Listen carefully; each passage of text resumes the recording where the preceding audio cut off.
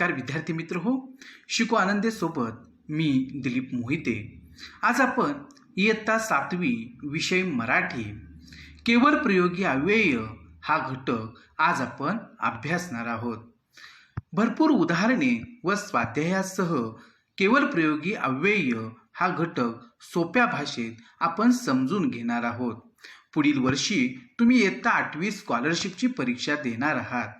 या स्कॉलरशिप परीक्षेसाठी हा घटक महत्त्वाचा आहे। त्याचबरोबर इतर सर्व स्पर्धा परीक्षांसाठी सुद्धा हा घटक महत्त्वाचा आहे। चला तर मग आपण केवळ प्रयोगी अव्यय हा घटक समजून घेऊया। विद्यार्थी मित्र हो, सर्वप्रथम आपण केवळ प्रयोगी अव्यय म्हणजे काय ते जाणून घेणार आहोत। खालील वाक्ये पहा, सर्वप्रथम चित्रे पहा, त्या चित्रांचं निरीक्षण करा व त्या चित्रांखालील वाक्ये आपण अभ्यासायची आहेत। पहा, पहिलं चित्र इथे आहे आणि वाक्य आहे, शाब्बास, चांगलं काम केलेस बाळा। म्हणजे जेव्हा आपण सुद्धा काही चांगलं काम करतो तेव्हा आपले आई वडील किंवा इतर वडीलधारी मंडळी आपलं असंच कौतुक करत असतात। इथे सुद्धा या मुलाचं कौतुक केलेलं आहे आणि शाब्बास या शब्दामधून हे कौतुक व्यक्त झालेलं आहे। म्हणजे प्रशंसेची भावना जी आहे ती इथं व्यक्त झालेली आपल्याला दिसून येते। पुढचं चित्र पहा आणि त्याखालील वाक्य पहा, अरे रे फार वाईट झाले।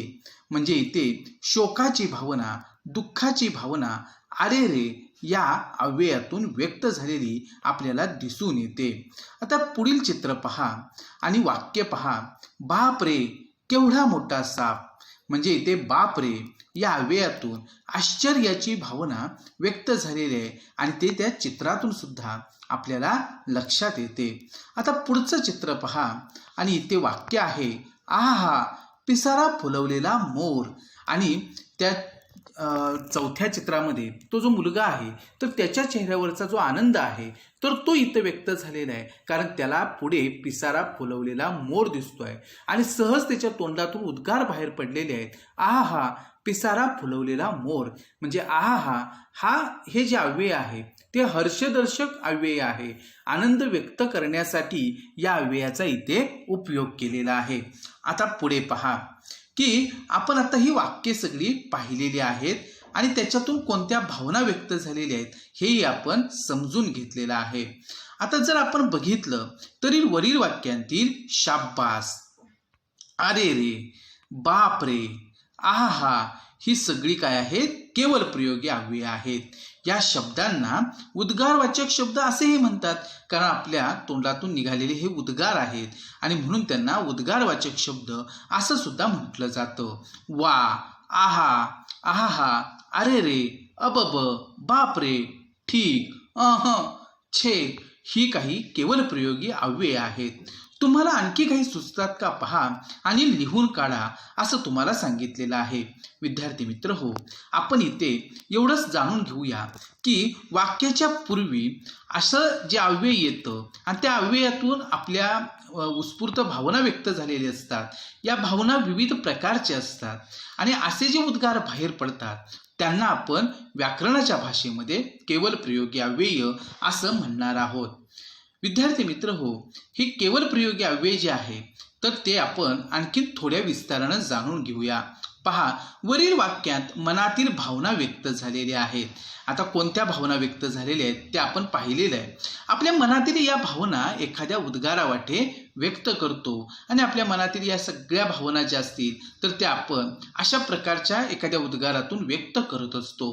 हे उद्गार दाखविणारे शब्द वाक्याच्या आरंभी येतात, ते वाक्याचा भाग नसतात, ते स्वतंत्र उद्गार असतात।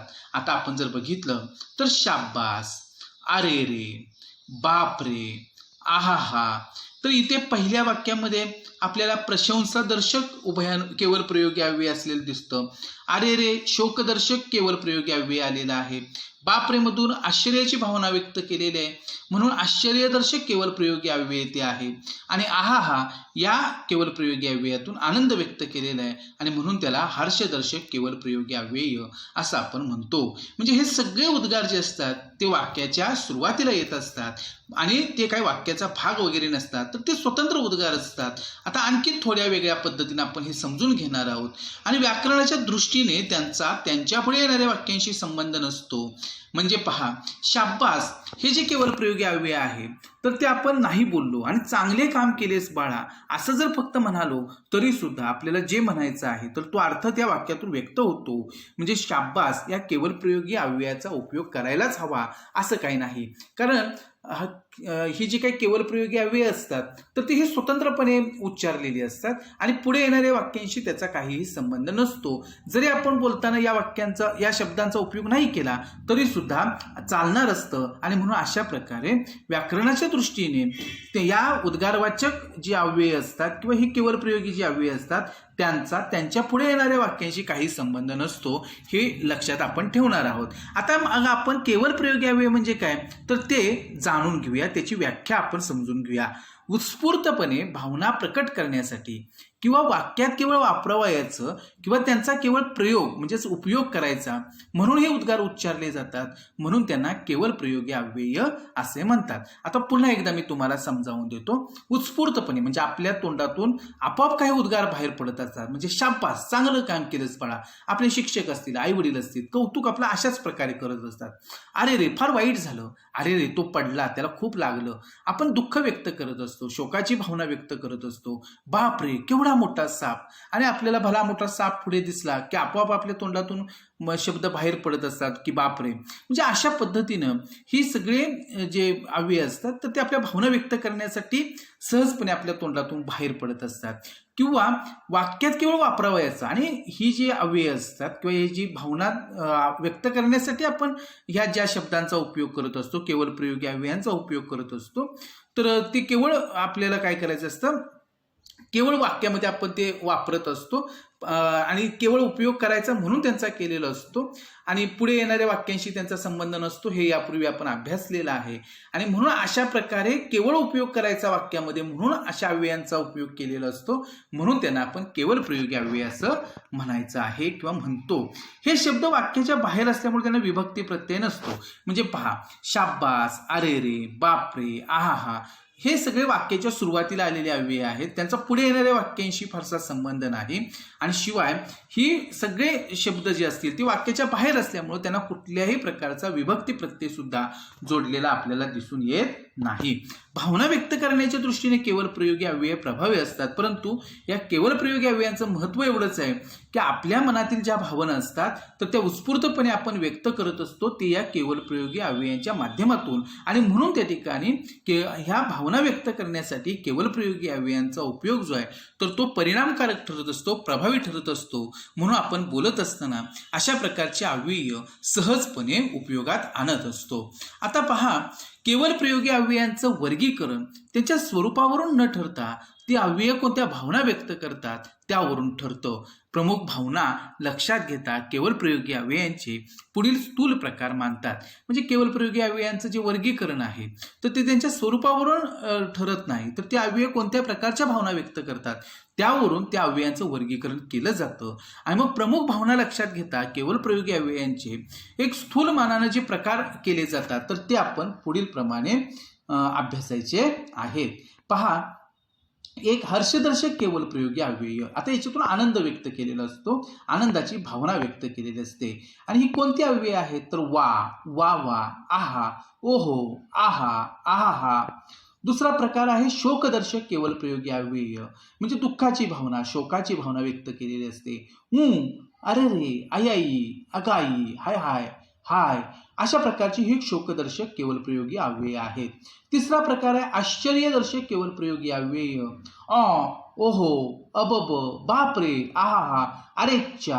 आता काही वेळेला आहा अशा प्रकारचं जे अव्यय आहे ते हर्षदर्शकही येऊ शकतं आणि आश्चर्यदर्शक सुद्धा येऊ शकतं. परंतु त्या अव्ययातून जर आनंदाची भावना, हर्षाची भावना व्यक्त केलेली असेल तर त्याला आपण हर्षदर्शक म्हणणार आहोत.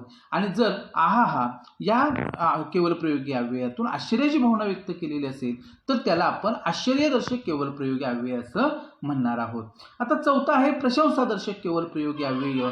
शाब्बास, भले, वाह वाह, छान, ठीक, फक्कड, खासच, भारी, हे सगळे काय आहेत प्रशंसादर्शक केवळ प्रयोगी अव्यय आहेत. आता पुढचा प्रकार आहे पाचवा, संमतीदर्शक केवळ प्रयोगी अव्यय. हा, ठीक, बराय, हा, अच्छा, ही सगळे संमतीदर्शक केवळ प्रयोगी अव्यय आहेत. विरोधी दर्शक केवळ प्रयोगी अव्यय कोणते आहेत तर छे, छट, हॅट, ऊ, अह, छे छे अशा पद्धतीनं आपण काही वेळेला विरोध दर्शवतो, विरोधी भावना व्यक्त करत असतो आणि अशा अव्ययांना विरोधी दर्शक केवळ प्रयोगी अव्यय असे म्हणतात.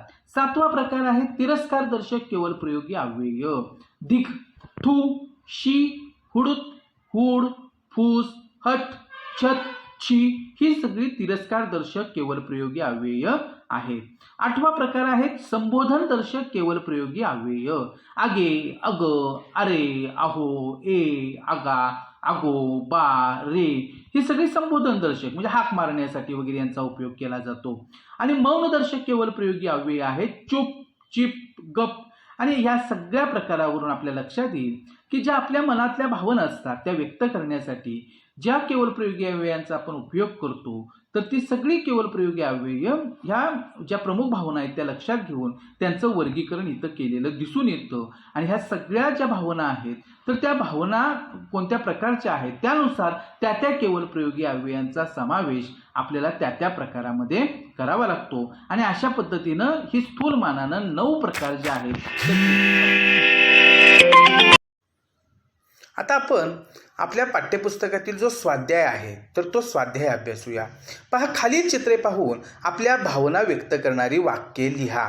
आता इथं पहिलं चित्र आहे त्यावरून आपल्याला काही वाक्य लिहिता येतील. आहा, किती सुंदर आहे हा मोर असं आपण म्हणू शकतो. त्याचा पिसारा रंगीबेरंगी आहे असं आपण या मोराविषयी सांगू शकतो. दुसरं वाक्य जे आहे, मला फुटबॉल खेळायला खूप आवडते कारण त्या मुलाच्या हातामध्ये फुटबॉल आहे. वा, किती मजा येते फुटबॉल खेळायला असंही आपण आपली भावना जी आहे तर ती व्यक्त करू शकतो. आणि अशा पद्धतीनं आपल्याला ही चित्र पाहून काही वाक्ये जी असतील तर ती त्या ठिकाणी सांगता येतील आणि आपल्या मनातल्या भावना या वाक्यांच्या रूपातून व्यक्त करता येतील. आपण इथं ही वाक्य तयार केलेली आहेत. कदाचित तुम्ही यापेक्षा वेगळी वाक्य, अधिक चांगली वाक्य जी असतील तर ती तयार करू शकाल. याच्यापेक्षा आणखीन काही वाक्य तुमची तयार होतील. ही सगळी वाक्य जी असतील ती तुम्ही त्या चित्रावरून तयार करायची आहेत. आता पुढे पहा, खालील वाक्यांत योग्य केवळ प्रयोगी अव्यय लिहा. टिंबटिंब, काय सुंदर आहे ताजमहाल. आता आपल्याला सगळ्यांना माहिती आहे इथं आपण आश्चर्याची भावना व्यक्त करतो आहोत कारण ताजमहाल सारखी दुसरी वास्तूच नाही आहे जगामध्ये. आणि त्या 8 आपल्या जगामध्ये जी आश्चर्य आहेत तर त्या आश्चर्यांमधलं हे ताजमहाल आश्चर्य आहे. आणि म्हणून इथे आहा अशा पद्धतीनं आपण काय करू शकतो, केवळ प्रयोगी अव्ययाचा उपयोग करू शकतो. तो असे म्हणालाच नाही, छे तो असे म्हणालाच नाही असा आपण त्या ठिकाणी उपयोग करू शकतो. आई ग, किती जोरात ठेच लागली. अबब, किती उंच आहे ही इमारत. अशा पद्धतीनं आपण केवळ प्रयोगी अव्ययांचा योग्य उपयोग जो आहे तर तो करू शकतो. म्हणजे आपल्या मनातल्या भावना तिथे व्यक्त करू शकतो. आता केवळ प्रयोगी अव्ययांची आणखी काही उदाहरणं पाहू की मग तुम्हाला केवळ प्रयोगी अव्यय कोणते असतात, त्यांचा उपयोग वाक्यामध्ये कसा केला जातो हे चांगल्या प्रकारे समजेल. एक आहे, अबब, किती उंच इमारत ही. आता आपण हे उदाहरण पाहिलेलं आहे. आणि आश्चर्यदर्शक हे केवळ प्रयोगी अव्यय आहे. शाब्बास, वर्गात पहिला नंबर काढलास. हे प्रशंसादर्शक उभयान्वयी अव्यय आहे, केवळ प्रयोगी अव्यय आहे.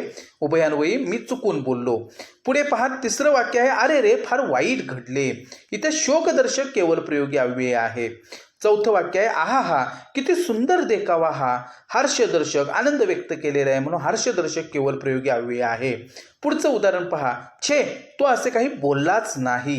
विरोधी दर्शक केवळ प्रयोगी अव्यय आहे. हा, मला असेच चित्र हवे होते. संमती दर्शक. शी, किती घाणेरडा वास आहे. तिरस्कार दर्शक.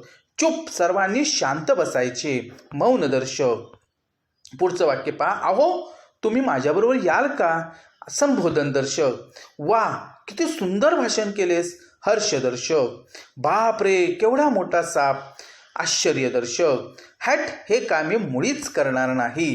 विरोधी दर्शक. अशा प्रकारे आपण केवळ प्रयोगी अव्यय नेमकी कोणती असतात, या केवळ प्रयोगी अव्ययांचे प्रकार कोणकोणते आहेत आणि या केवळ प्रयोगी अव्ययांचा उपयोग वाक्यामध्ये कसा होतो हे सर्व आपण अभ्यासलेलं आहे.